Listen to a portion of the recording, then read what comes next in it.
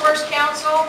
I have a background in land use planning, public involvement processes, regional recreation, and I've also completed several plans for small communities and citizens associations.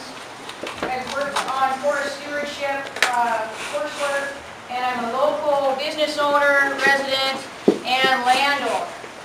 I'm a volunteer member of the Sanders Natural Resource Council, which is a citizen committee. Some ground rules for tonight's meeting. This meeting is conducted by Sanders Natural Resource Council. This is a meeting of citizens, for citizens, by citizens. All of the expenses to advertise this meeting and rent the room came out of our pockets. We do have a donation can in the back, and we're hoping that if you find this meeting helpful to you, that you'll consider donating a few dollars, $5, $10, a buck, a quarter, whatever you can to help us cover the expenses for our ads and getting our information out so that you can. For some of us, it's only been about 30 days that we've actually been able to go through these documents. This is not a hearing tonight. We do want to hear your stories and your comments at some point, but tonight we're not going to have time to do that. We're just going to go through the material, we're going to present it to you, and we're going to ask you to listen very carefully because there's a lot of complex information here. We tried to break it down and put it into the most important points that affect the citizens of this area.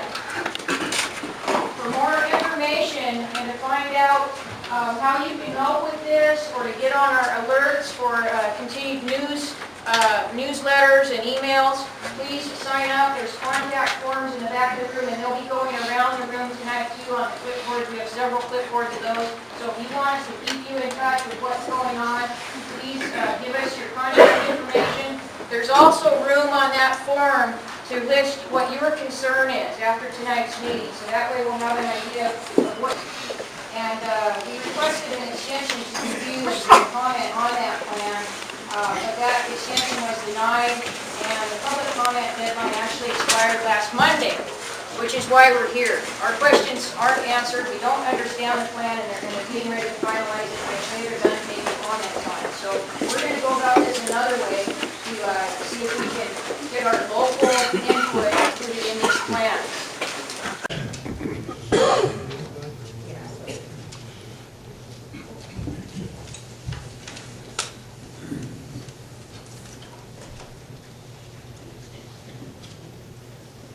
How did we get to this point with the grizzly bears?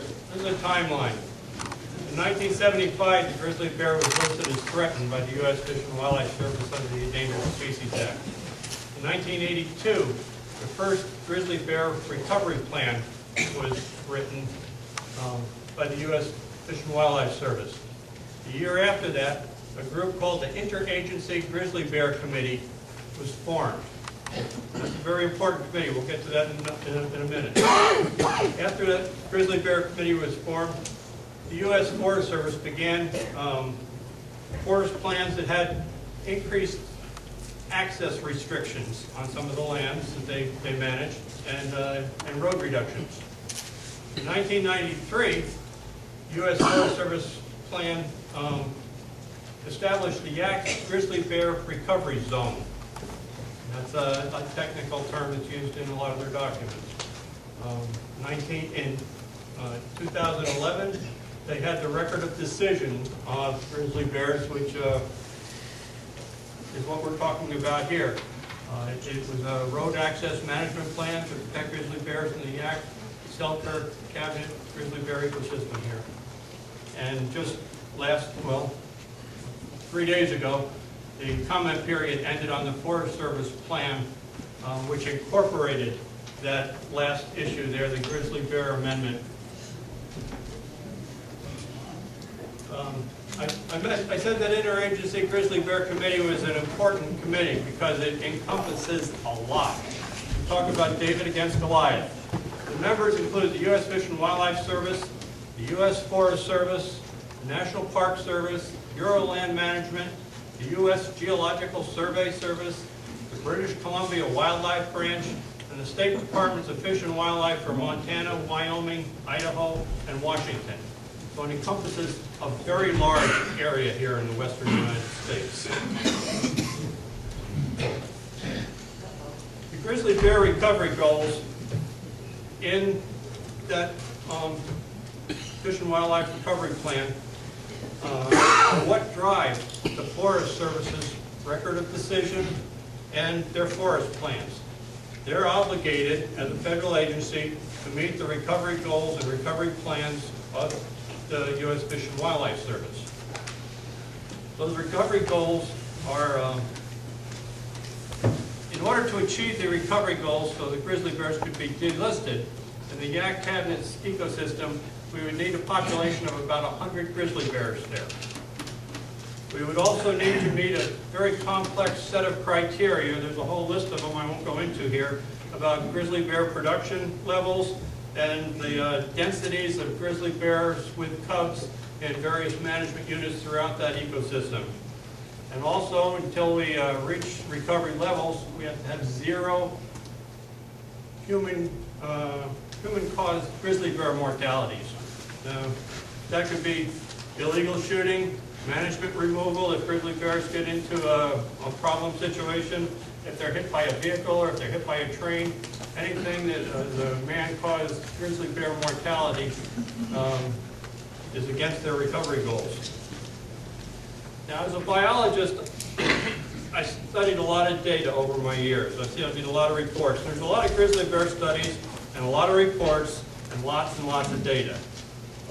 These recovery plans are usually based on other management recommendations, which are based on studies that were done in the Swan Mountains or here or Yellowstone, places all over the place. So in sort of our preparation for this and our analysis of the forest plans, I had to go into some of these original research studies and dig out some of that information to see what the information was like and what information in those studies was used and what information in those studies wasn't used. Those studies talk about preference and avoidance. And everybody will tell you that I've seen such an animal here, such an animal there, but it doesn't mean they use it all the time. Preference and avoidance is a simple ratio of how much habitat is available compared to how much habitat they're using. If you have 50 acres of one kind of habitat and 50 acres of another kind of habitat, you have equal amounts of two different habitat types. If an animal spends 25% of his time in habitat A and 75% of his time in habitat B, he's preferring habitat B and avoiding habitat A. Even though he's using it, he's just not using it in proportion to its abundance. Those are important terms because a lot of times in these studies they talk about grizzly bears prefer this habitat or grizzly bears avoid that habitat or grizzly bears avoid roads. Greenness is another important feature in these studies that they talk about. Greenness is essentially when they take these Landsat or aerial photography of vegetation types and they classify different vegetation types. Greenness is a measure of the amount of broadleaf plants out there. Not conifer trees, but broadleaf plants. So the higher the greenness, the more broadleaf plants you've got in your habitat mapping. Some information is used in these management plans, it seems, and some information isn't. And any research study can be like that. You know, you'll generate a whole lot of data, and what data do I want to prove my point? Well, this data tends to prove my point, leads me in a direction that tends to not. That's why there's a lot of scientific criteria on testing hypotheses.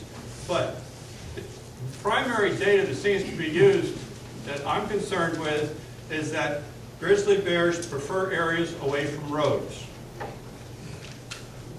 The kind of information that I don't think is being used enough or is being underemphasized is that grizzly bears, according to the data in the literature, seem to prefer areas of high greenness, areas with a lot of broadleaf plants in them. These include things like avalanche chutes, alpine meadows, high elevation rock slab lands, open cut or logged areas, and when they do use dense forest areas, conifer areas, those are usually very close to other open areas, such as timbered areas. So why are they using these areas with all these broadleaf plants in them? That's where their food is. They're food driven. Grizzly bears have a very high food intake need. When you think about it, you got an animal that's 400 to 600 pounds, and he's got to eat a year's worth of supply of food in a half a year. So they're eating machines. And grizzly bears survive their high food needs, and they will go where the food requirements are for them. And that's quoted out of the Grizzly Bear Recovery Plan on page 7. So I'm not making that up. It says there the grizzly bears will go where the food is.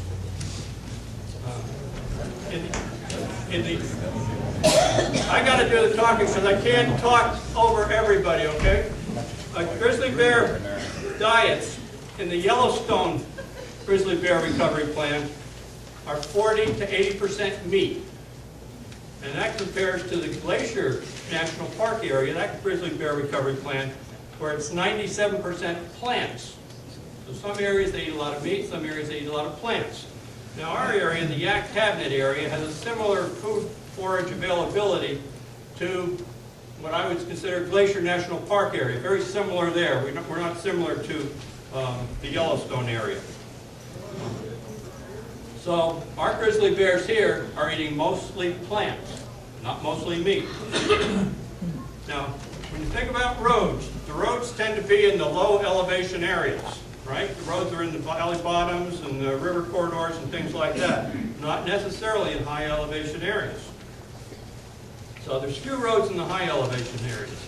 And that's where the grizzly bears are up there foraging for a large part of the year, because they're in avalanche chutes, high alpine meadows, rock slab areas. Now, are the grizzly bears up there at the high elevations eating the food up there because they're avoiding roads, or are they going to where the food is? You can look at the data two different ways. I believe that seasonal food availability is what drives grizzly bears and causes them to use the areas where the roads are, where there's no roads, because that's where the food is. When you think about it, road restrictions do not do anything to improve grizzly bear forage abundance or forage quality. All it does is close the road.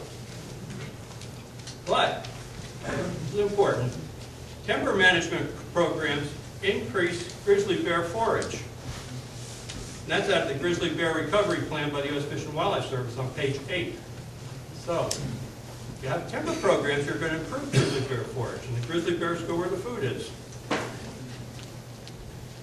Now, it seems that, to me, and to other biologists I've talked to, that the Yak Cabinet Grizzly Bear Recovery Zone is probably too small and too fragmented to reach the recovery goals that are set by the U.S. Fish and Wildlife Service to recover grizzly bears in this area. The recovery goal, remember, was 100 grizzly bears in the Yak Cabinet ecosystem. I think the density is too high, and grizzly bears cover too much of, they have too big a home range, and they travel too far to be able to have 100 grizzly bears in that ecosystem without having human conflicts. When you think about it, the Yak Cabinet Grizzly Bear ecosystem's 2,600 square miles. You want 100 grizzly bears there for your recovery population. That's one grizzly bear for every 26 square miles. By comparison, in the Yellowstone ecosystem, they have one grizzly bear for every 34 square miles. So they want to have a higher density of grizzly bears here than they have in the Yellowstone ecosystem. And that density in the Yellowstone ecosystem is out of the Grizzly Bear Recovery Plan, page 21. Now remember, in Yellowstone, 40 to 80% of the grizzly bear diet was made up of meat, compared to 3% in the areas away from the big buffalo and elk herds like they've got in Yellowstone. So to say that you want a grizzly bear density in the Yak Cabinet area that's higher than in Yellowstone, where they got all that protein that's out there for them to forage on, that recovery goal might be hard to ever reach. The grizzly bear home ranges, it varies with grizzly bears and based on sex and females with cubs.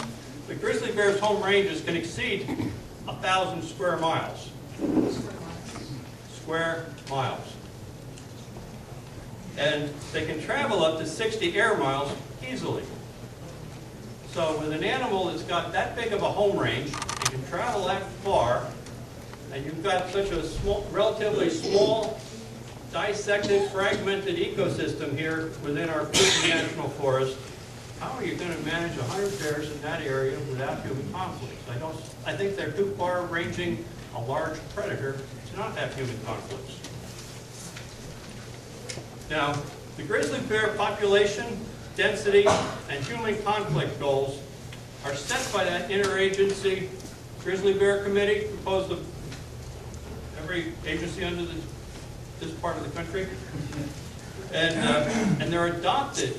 So that interagency committee of all those agencies is setting the standards which are adopted into the revisions of the Grizzly Bear Recovery Plan, which is administered by the U.S. Fish and Wildlife Service.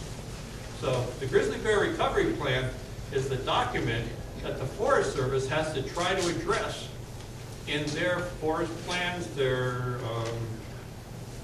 appendices, their records of decision, all the things that the Forest Service is trying to do to address grizzly bears is trying to meet the standards set by the U.S. Fish and Wildlife Service.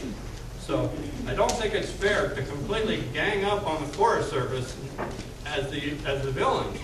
They're just trying to do their job and meet standards that are being passed down to them. So I want to make that point real clear. But I think the Forest Service, trying to meet those standards and goals for delisting or for recovery of the grizzly bear, it seems biologically impractical to come up with that kind of a density and not have human conflicts, have human conflicts of zero.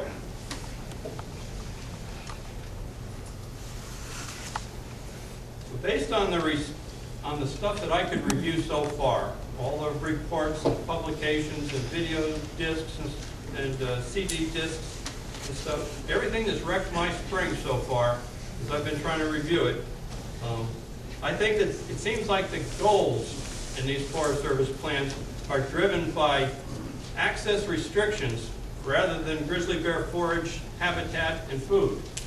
You know, and depends on where you want to go with your management restrictions, but it seems like food and forage habitat, it seems to be something that's not being emphasized enough. And if we have habitat access restrictions, that means we get to use the forest less. It means we've got less forest products coming out of there, and more is being set aside to protect grizzly bears than to protect the people that live here. This recovery area is in Sanders and Lincoln counties. And those two counties have the highest unemployment rates in all the state of Montana. So if we've got a Forest Service plan which is going to restrict our access even more, I don't think that's good management of our public lands. I think that's as far as I'm going to go, but that's the biology aspect of it. Some of what I've been able to dig out. I'd love to, well, I wouldn't love to, but it's possible to look at a lot more data, a lot more reports, and dig deeper into this. But that's what we've come up with so far.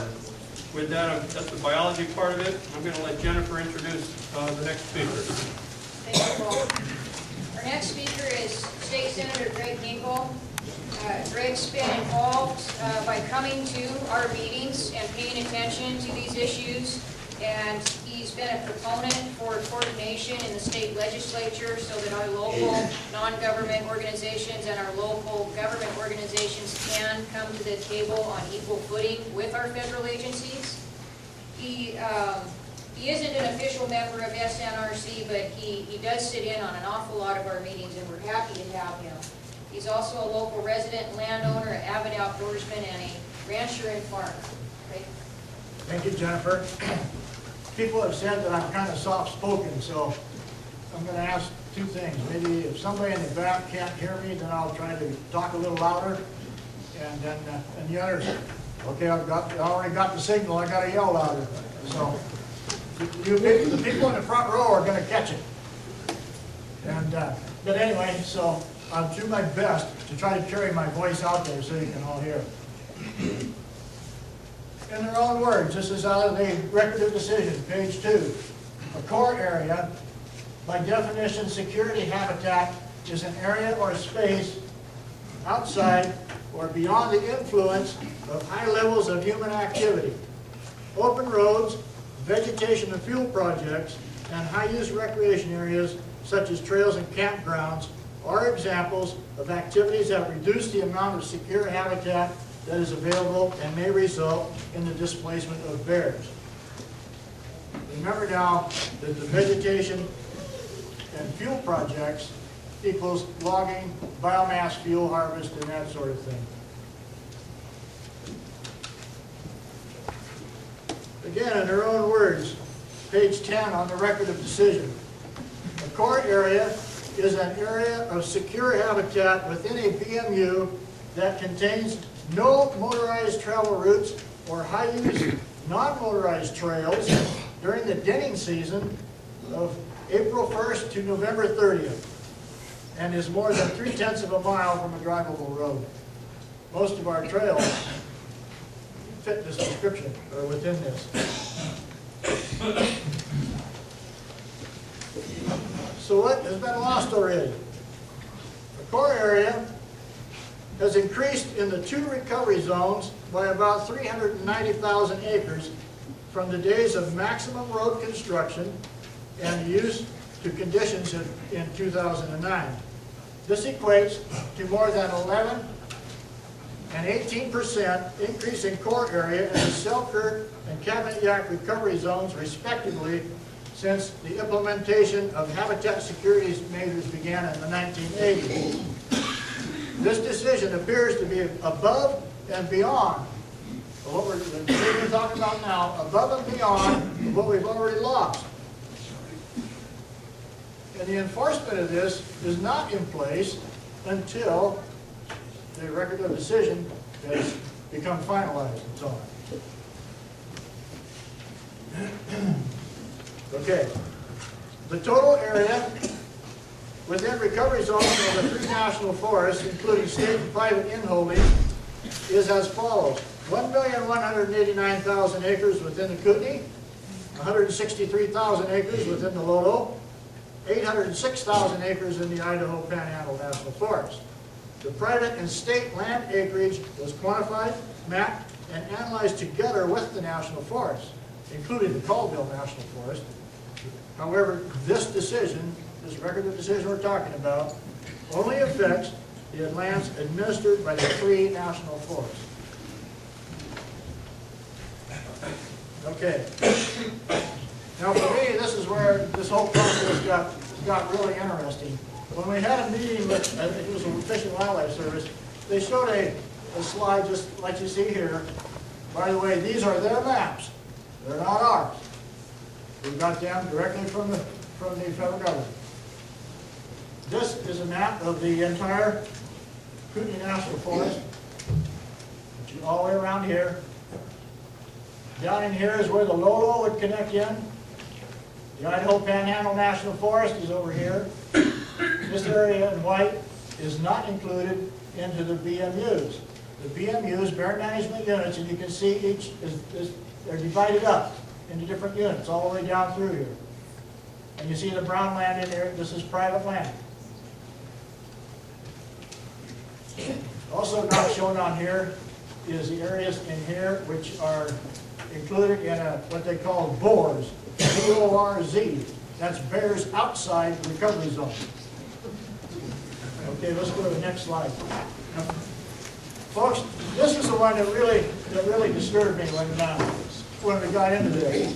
Because when I saw that other map, it appeared to me that there was private property that was included in these bear management units.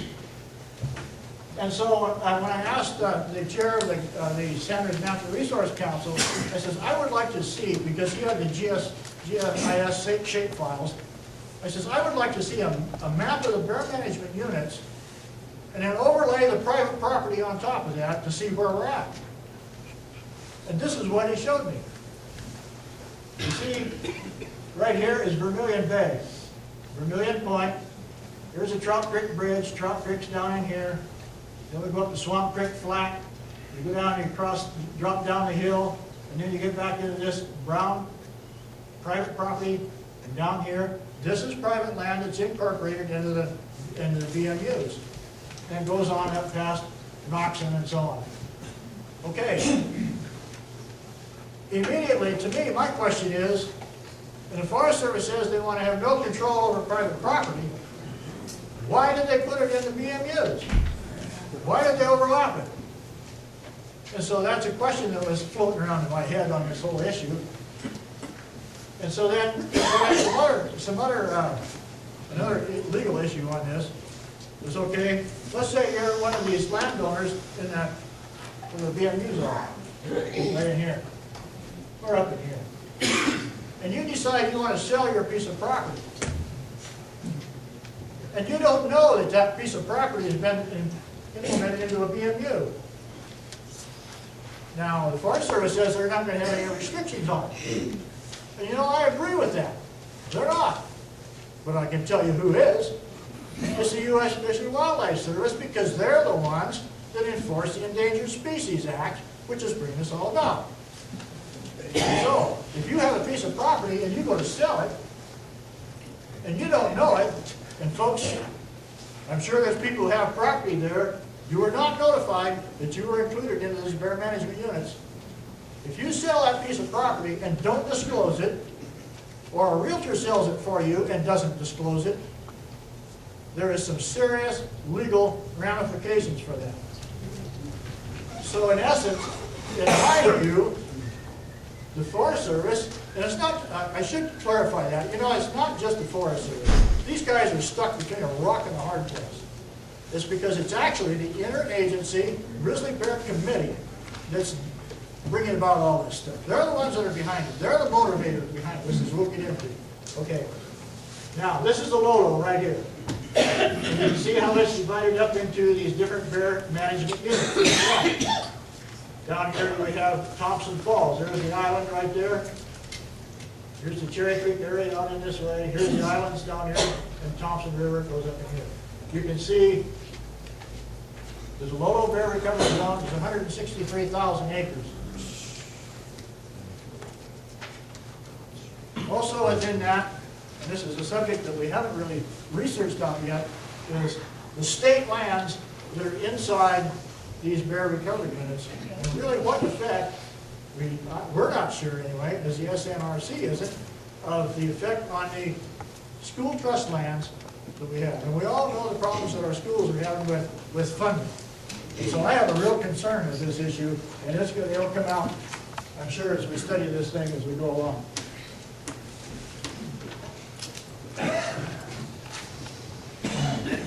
Okay, a required core area or bear security areas applies to all 3 national forests. At least 55% of each bear management unit, and up to 80% of some of the BMUs. And BMU is the bear management unit. Now remember that slide where we had the Lolo, all divided up into the smaller units? Well, that's what those units, the core area, fits inside of each one. So a core area doesn't mean 55 to 80% of this whole thing.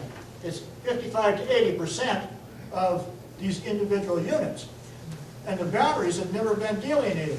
They're going to implement this, they're trying to implement this thing first, and then come up with the core areas, the boundaries of it. It's kind of like passing a bill to find out what's in.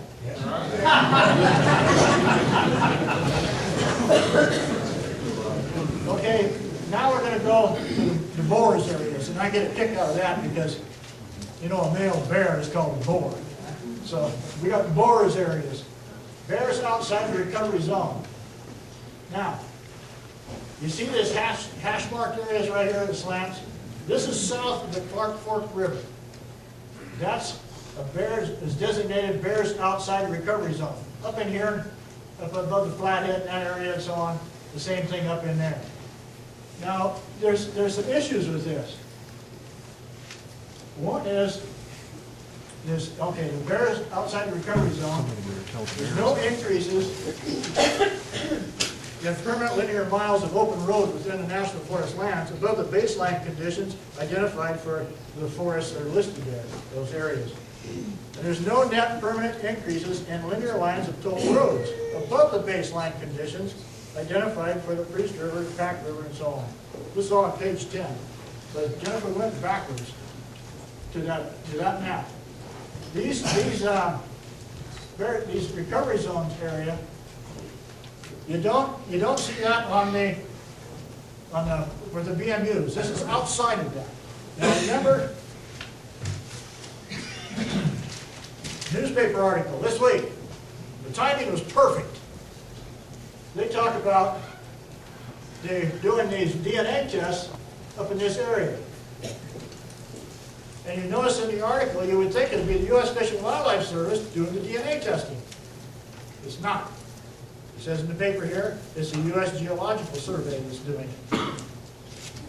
But we were told during the meeting that the U.S. Fish and Wildlife Service was going to do DNA testing. Yes, they are. They're looking for bears over here. Okay, They do it in coordination, Greg. Yeah. Okay, other As land. long as we're talking, can we open up some doors? Temperature's rising in here really fast, and everybody's gonna go to sleep here in about 20 minutes, unless you cool it off in here. All right. Other lands. Alternative E updated also sets linear miles of open and total road standards for areas outside the recovery zones that are experiencing recurring use by grizzly bears.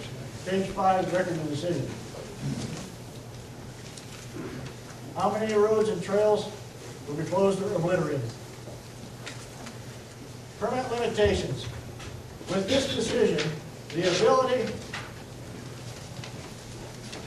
to provide new public use periods on restricted road systems within the recovery zones will no longer be available on the Kootenai, Lolo, or Idaho Panhandle National Forest. That's on page 12 of the record of decision.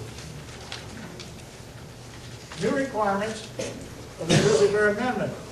Road and trail limits in the BMUs apply to all 3 forest plans and all alternatives. Remember when Jennifer talked about all A, B, C, D, and so on, and then the other A, B, C, D, and F modified, and so on and so forth. Open roads. Open motorized route density, OMRDs, of greater than 1 mile per square mile on no more than 33% of a bear management unit BMU.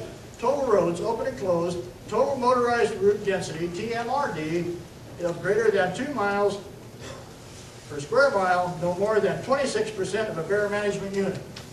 Everybody got that?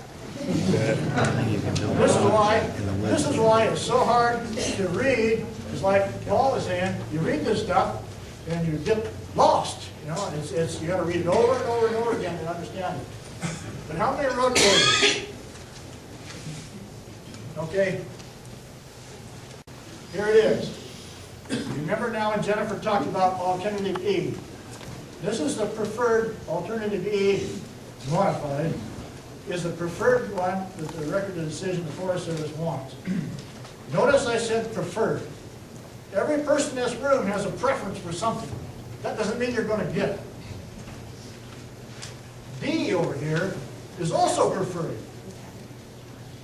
It's preferred by the people who have filed an appeal to implement D instead of E. We could get into that. I'll show the appeals.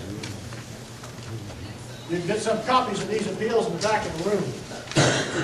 This one here is put out by the Natural Resource Defense Council, based in New York City. This one here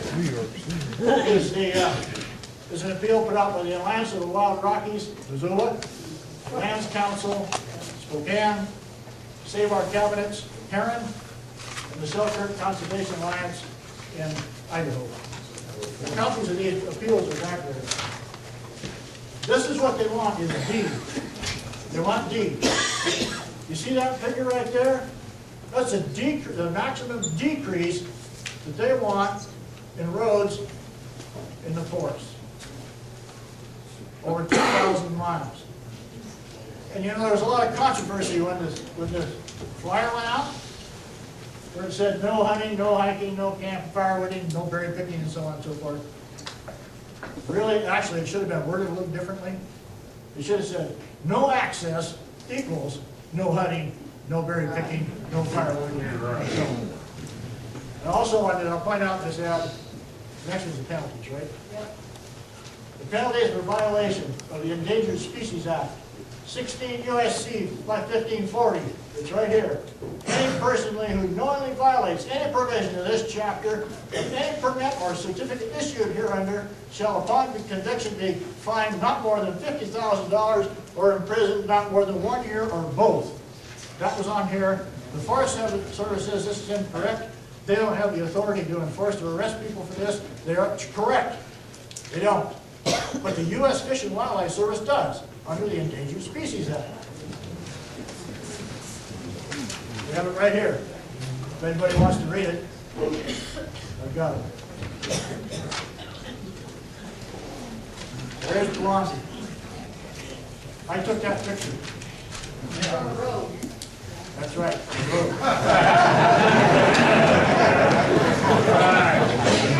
fact, that was a paved road, and when I was taking the picture, I was standing on the inside of the white line of a 70-mile-an-hour highway, and that grizzly bear stood there, and I filmed it for a long time. Nice shot. Okay, I'm going to talk a little bit about timber suitability. Suitability is one of these things that I've uncovered as I've been reading through some of these charts and graphs. And the Kootenai National Forest has 2.2 million total acres in it. And according to the preferred alternative that the Forest Service has selected, alternative B, they're saying there's only 791,400 acres of suitable timber. So that leaves over 1.4 million acres of our forest deemed unsuitable for timber harvest. And how do they determine suitability? The Secretary of Agriculture shall identify lands within the management area which are not suited for timber production. There's one man that determines this, appointed by our president. That's misleading. That's not true, Jennifer. The Secretary designates all the people, all the fine people who have been working for the Forest Service forever to try to figure out that. That's Page not 24, page 24, Kootenai National Forest. Well, they're lying to you guys. They're lying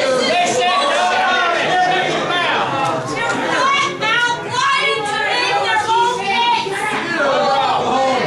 And you guys are sitting here sucking it up like, I don't know what. Excuse me. Have your own town hall. From the Kootenai National Forest draft plan, page 24. Read the plan. Read the plan. Hold it down, folks, so we can listen. Okay. Also, timber suitability. The calculations for this show that they, this is also from the Kootenai National Forest, this is from the draft environment impact statement. The suitability is all over in all these different documents. You got to find it and put it together. So they deduct the lands where management objectives limit timber harvest to the point that those management objectives cannot be met. This includes areas with wildlife or aquatic management concerns, such as the grizzly bear core areas. So that's why a lot of the areas are deemed unsuitable for timber. There's other reasons why the land is deemed unsuitable for timber. Some of it isn't suitable. It doesn't have timber on it, but a lot of it does. And we asked the forest supervisor about the timber on the forest at one of our meetings on, this was actually April 5th, at a coordination meeting. This is on the record. It's on tape. And Mr. Bradford, you know, he's got a background in forestry. He knows forestry. He's a forester. He worked for forests where they took a lot of timber off the lands.